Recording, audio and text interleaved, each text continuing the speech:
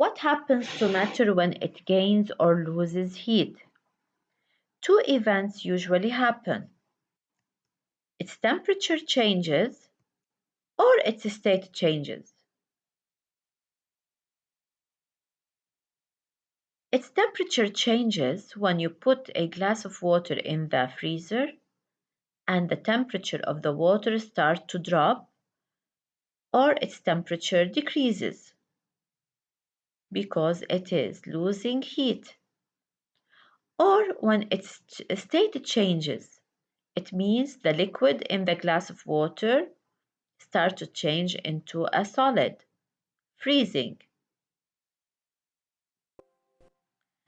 What happens to matter when it changes state?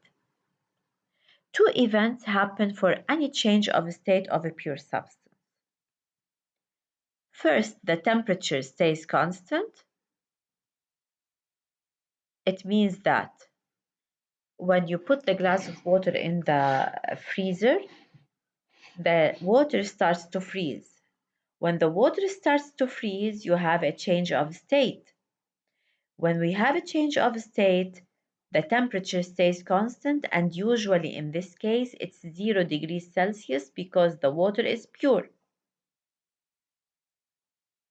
Also, two states of matter are there because the water is being changed into ice. So the water is the first state of matter. Ice is the second state of matter. So we always have two states of matter. Whenever all of the water changes into ice, it means we have one state, so there is not a change of state anymore, and the temperature starts to drop more and more. Let's make an application now. This is the glass of water. You took a glass of water out of the fridge and you put in it a few cubes of ice. The big question is, what is the temperature of water? Why do we use ice in our cups or glasses of juice, let's say, whenever we want to cool up? Let's ask some questions and we answer them together. What change of state does the document represent? Your answer is melting because the ice cubes are changing into water from solid to liquid. It's melting. How many states of matter are there? Name them. Do we have a change of state? Yes, we have. So whenever we have a change of state, how many states of matter do we have? Two. What are they? Solid, the ice, and liquid, the water that the ice is melting into it. The last question now.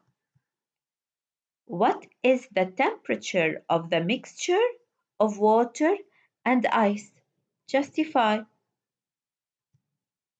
It is 0 degrees Celsius because we have a change of state and we have melting.